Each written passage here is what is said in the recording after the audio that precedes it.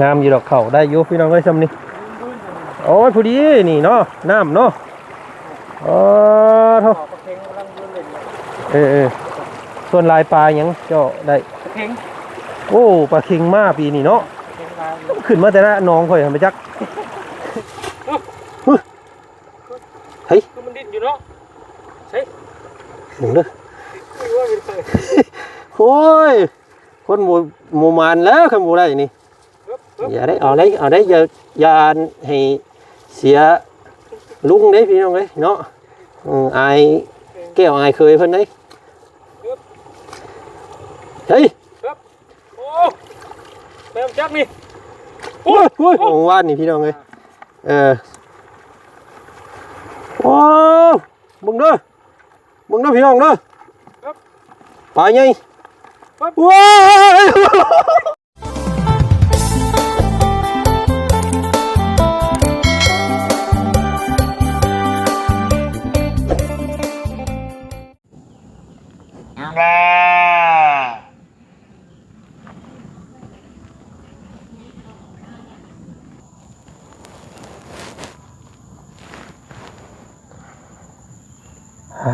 โธ่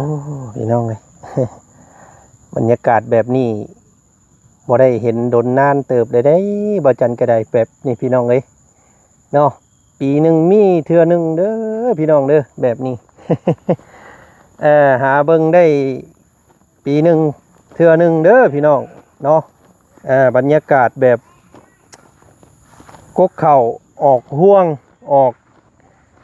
เม็ดแบบนี้พี่น้องเลยนี่เนาะเข่างามๆเหลืองอ่ำลามเนาะอยู่ในให้ในหน้านี่แหละเพิ่นว่าพี่น้องเอ้ยในน้ำมีปลาเนาะในหน้ามีเข่าว่าสันพี่น้องเลยเป็นวิถีชีวิตเนาะของบ้านเฮาของคนลาวเฮาพี่น้องเลยเนาะสืบทอดต่อกันมายาวนานเนาะรุ่นพ่อรุ่นแม่รุ่นปู่ผู้ใดพี่น้องเลยเนาะพากันเฮ็ดหลายคู่หลายคนก็ว่าเฮ็ดหน้านี่บ่มีมือรวยว่าซั่นพี่น้องเพิ่นว่าบ่มีมือรวยดอกเพราะว่าหน้านี่เฮ็ดได้แต่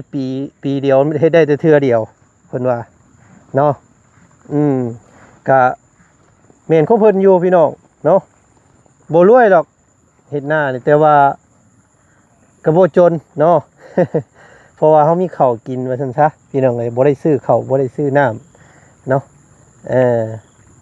ก็ซื้อแต่ของอยู่ของกินว่าซั่นซะถ้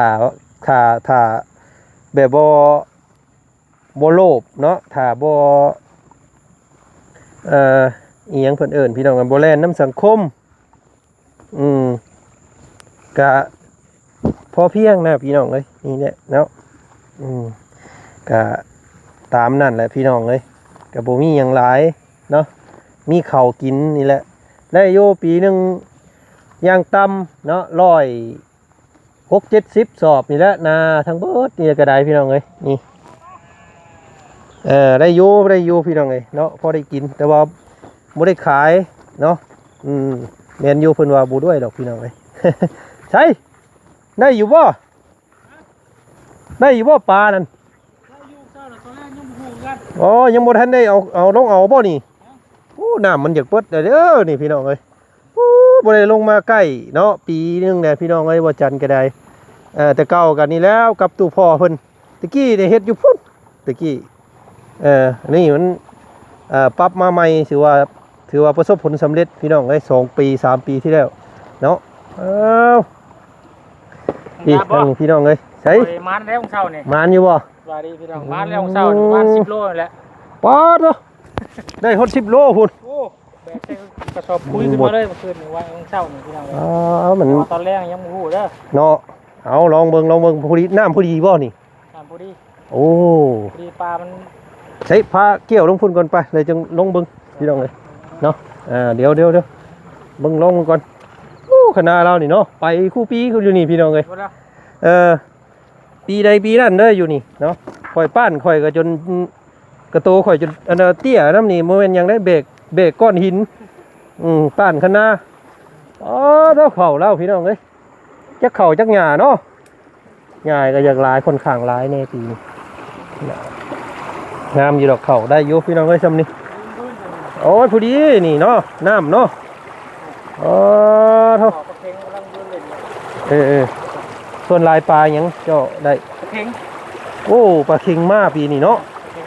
ขึ้นมาแต่ละน้องข่อยหันไปจัก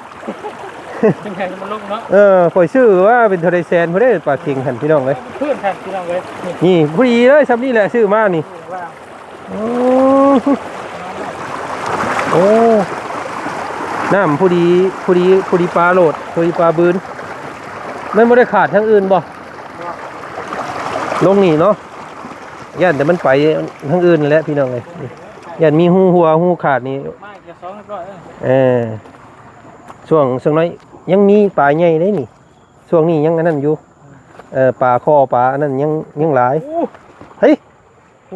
มันดิ้นแล้วโอ้เจอแล้วฉันนี่มาพี่น้องกันป้อรุ่นเพิ่นเอาเตียงลงมานอนเผาบ่นี่โคตรคักดีพี่น้องเลยเนาะลองบ่เจ้าลองบ่เฮ้ยปล่อยมาแล้วมื้อเช้านี่เฮ้ยเบิ่งเจ้าช้าบัดนี้เฮ็ดนี่ได้บาดนี่ให้ข่อยเฮ็ดนี่ได้นี่เบิ่งก่อนเด้อเตรียมเอาอันนี้ไว้ก่อนเนาะเบิ่งเด้อพี่น้องเด้อเตรียมไม้ให้พี่น้องเบิ่งก่อนโอ้ไปโยมาเด้อมาเอาเลยเด้อบาดเบิ่งหน้าให้นี่ถือว่าสละเลยพี่น้องแต่เก่าก็เฮ็ดหน้าอยู่นี่อันนี้มาเนาะมาลุยมาลุ้นเบิ่งนี่แต่งตัวแบบอันจิโก้นิดนึงเด้อพี่น้องเด้อปุริเมียท่วงว่าดำว่าท่านเพราะว่ามักใส่แต่แขนสั้นนะเพิ่นก็ได้ชื่อเสื้อแขนยาวให้มื้อนี้เนาะมาลุยเบิ่งเฮ้ยนี่คือสมอยที่มีแท้นี่โมมันไปจักรอกอันนี้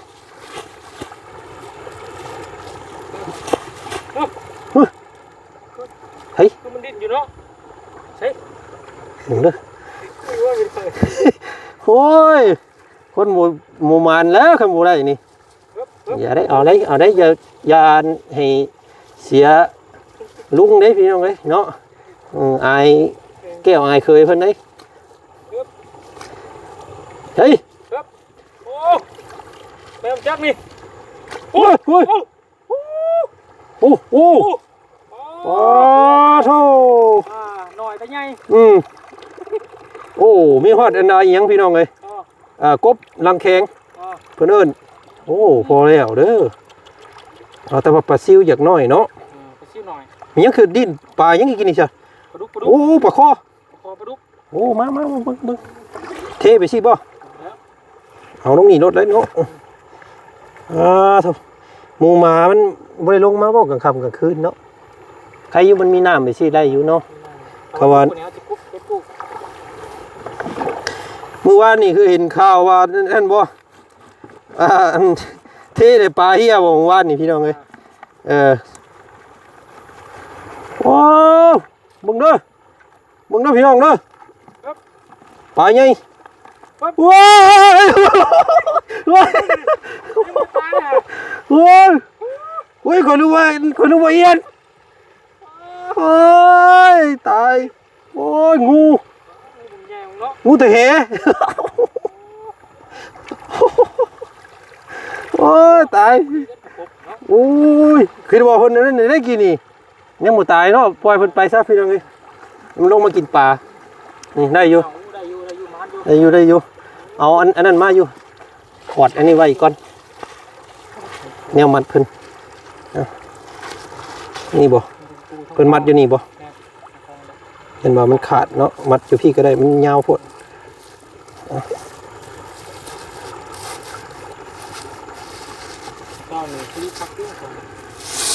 น้ำมันพอดีเด้มาเอา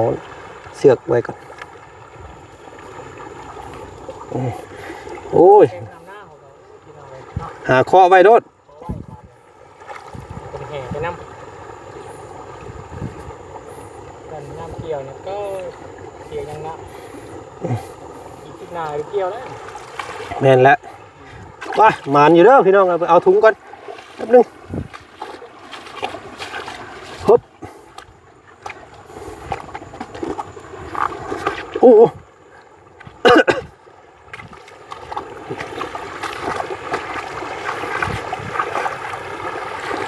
โอ้ดึกเด้อพี่น้องพอดีน้ำสำเร็จพี่น้องเลย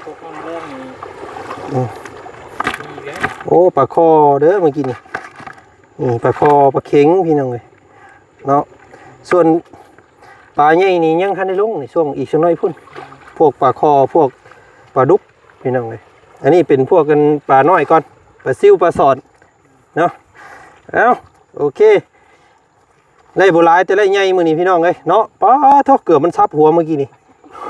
งูเห่าเนาะโอ้เฮ้ยไอ้ครับพี่น้องเลยเนาะไปเชิญหารออันนั้นต่อบ่เจ้าเดี๋ยวค่อยซีอันเมื่อให้เมตุ้ยเฮ็ดอยู่เฮ็ดกินถ่าพี่น้องเลยเนาะหน้าเราขึ้นก่อนไปโอ้งามเนาะนาเราปีนี้เสมอภาพกันเบิดเลยมูมีให้ใดเสียด้วยพี่น้องเลยเนาะคักโปรตีนงาเนี่ยมันจะอยู่กลางหลายเสมอปีนี้ถือว่าเข้ามาปีนี้เนาะเอาพี่น้องเลยจะหมากผลรุ่นเบิ่งว่าสิได้จักสอบปีนี้เนาะว่าหน้าข่อยแล้วพี่น้องเลยหน้าให้ติดเฮือนบ่อเสี่ยงเพิ่นน่ะโอ้บ่ได้ปีนี้เอาไม่ปีหน้าเนาะนี่ไปพี่น้องขึ้นไปยำอยู่น้ำมีตุ้ยต่อบาดนี้อยู่ปวดเข่าแล้วเราได้สังพี่น้องไอ้มื้อนี้เนาะโอ้บรรยากาศแบบสี่ว่าจันกับบ่ได้คอยลงทงลงทาล้นเติบเลยพี่น้องเอ้ยเนาะกินไอที่คุณเคยตะเก้ากะอยู่นี่แล้วบ่จันก็ได้เป็นชาวไร่ชาวนา มีแต่คานี่แหละเป็นสะพานบุญนี่แหละพี่น้องกับบ่ค่อยได้ลงไห้ลงหน้าเนาะตะเก้ากับประจำแบกเข่าปั่นเกี่ยวโอ้ยเนาะแต่ว่าภูมิใจด้วยแหละพี่น้องเอ้ยที่ว่าเกิดมาเป็นคนชาวไร่ชาวนาแบบนี้ก็ได้เนาะมันก็มีรสชาติมีความสุขไปอีกแบบเลยพี่น้องก็กินไอไม่ต้องอีหยังมากมายเนาะนี่หัวควายก็หลายไก่กะบ่ได้เห็นช่างเบิ่งอันใบตาดินพี่น้องเนาะว่ามันทั้งเบิดนี่มันจักเฮกตาร์จักไร่นะแต่ว่าเบิ่งด้วยตาเปล่านี่โอ้โธ่กว้างได้นาว่าจันก็ได้เนาะอันนี้แหละมูลมังของตู้เมเพิ่นพี่น้องไงเนาะเป็นลูกสาวเดี่ยวเป็นลูกสาวเดียวน้ำเพื่อนก็ได้มูลเมมูลพอเนาะ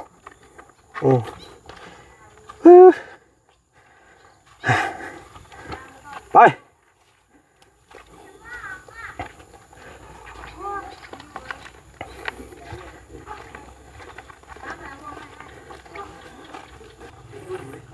เอา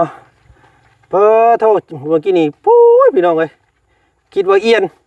จับขึ้นมาเหมือนงูตัวบักใหญ่หนึ่งโทษ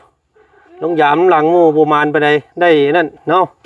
ยังเพิ่นงูยามแต่ใส่มือเพิ่นงูเพิ่นมาเผางูขึ้นมาเผาว่ามื้อนี้น้อยอันปัวกระเพ็งเอาใบเลยเอาใบยังมาให้นิ้วโดดเพิ่นขึ้นมือมาก้า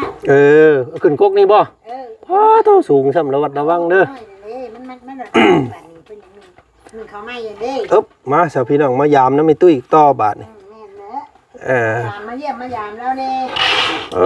ทุกเรือนซานเพิ่นก็66นี่เด้อพี่น้องเด้อเพราะว่าเป็นศูนย์รวมอันนั้นเพิ่นอยู่นี่ได้กินข้าวไม้ปลามันโดดดึงมันไปตุ้ยเด้อเพิ่นขึ้นเนื้อได้กินข้าวไม้ได้เฮ้ยเสียบแล้วเสียบจะเป็นยังดอกไม่ดอกขยันเนาะเสียบได้แล้วเนาะเนาะเอ้านี่เรากับมานพอเล่าได้ยังวินอ่ะมานขนาดโอ้ยเกิดปลารถเมล์สบายดีสบายดีโอ้พี่น้องไงเนาะบ่ได้มาเยี่ยมมายามมันปูยามปลายก็คือ มามือเดียวรถพ่องูโตบักใหญ่หนึง ห่าน ดีน้องๆพุ่น น้ำแยง มีแต่ปูลุงหนึ่งแน่วิน มีแต่กบหลังแข็งพี่น้องได้อยู่แล้วก็ แม่นคนนังแข็งมันก็แซ่บคือหยังไม่ตู้ได้เฮ็ด มันเบิด ตาม มาวิน ตามได้กระปั้นเอาคั่วไปให้อันพอแขกแล้วเลยเด้เต็มกระปุกอันเต็มกับหนึงนี่ กระปูบ่ กระปุกความแซ่บพงหันเบิด แซ่บพี่น้อง โอ้ได้ปลาโคเราก็ได้ปลาโค มีอยู่เอาไปถอกไว้น้องพุ่นมันน้อยยังน้อยอยู่ปลาซิว ไม่น้อง เว้าอยู่ว่าให้แม่น้องนิ้วเอาไป บ่หักอันปลาคอบ่ต้องเอาไปลงเด้อ เพิ่นว่ายันมากินยันหมูมันกิน ยันกินหมูเพิ่นเนาะปลาคอนี่ หมูกินว่ะ เอาออกทิ้งป่าไปมัน เนาะมีนึงยิกคิ้วให้แม่นี่คิ้วใส่พุ่นใส่ดุ้งพุ่น คิวเตก ไปดีจัง สบายดีดุ้ง อ้าวดึงโทรศัพท์แม่สาโทร ส ศัพท์ บายดีไหมสบายดีดุ้งแม่ ดึงเลย อย่างเงี้ย สบายดีทุกคนไหม อย่างเงี้ยสบายดี เอ้ฉัน โท แล้ว ร วะ ศัพท์ดูดลงมาตกใส่หัวบัด บ่ให้ได้หรอกไง ไทยเสือเอ้ยเพิ่นไปใส่ นี่เลยจ้า เออ ตะรังจ้ะ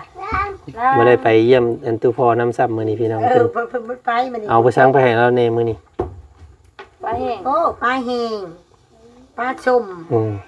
ปิ้งปลาคอ แล้วก็ปลาซิวบ่ ปิ้งปลาซิว เออ ขั่วกระปู ตัวกับ เอา ตำกับ ครบเนาะ ไข่นี่ เออ โคน้ำปู ครบบ่เลยมื้อนี้ ครบเล เอย อเราก็คือสิดีใจแหละซะพี่น้องเอ้ย แม่ใจอยู่เราอ่ะ นอนบ่รับ พาลมฝนตกเรากินฮอดอันนั้นแหละตอนดีแล้วนะเนาะ นอนบ่รับเราบ่ได้นอนเราอ่ะ อืม เป็นห่วงอยู่เรากะ บ่ว่าแล้วป่า เป็น พี่น้ ห่ อ ว ง งแน่วินเอ้ยเราฝนตกเป็นห่วงแน่ เคยเอาปูเอาปลาบ่เนาะ อืม ตกใจของ บ่ เป็นห่วงกับอดเอาใจตัวเองว่าแม่นเราอ่ะว่าจะได้กับซ้ำหูควายพุ่นแหละ ลุงบ่ให้ก็ชื่อดิชื่อบ่มาแซ่บ นี่มาหาเอามาไปหาเพิ่นมาแต่นั่นกินนี่เอาไว้เฮ็ดอยู่ให้กินเด้อฉันเนาะ ตาลุงผู้หนึง น้องนะ วินเนอร์บ่เขาก็บ่ฮู้แล้วออกมาโดดละท่วงจะคนมาอันนี้บ่วินเนอร์เราอ่ะ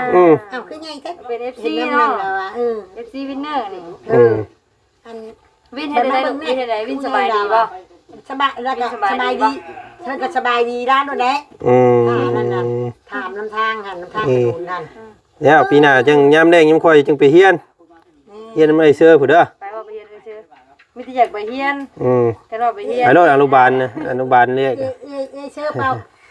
เดี๋ยวเบิ่งเด้อเสื้อเฮียน ที่ แน่ บ่ เลี้ยงเด็ก เปล่าบ่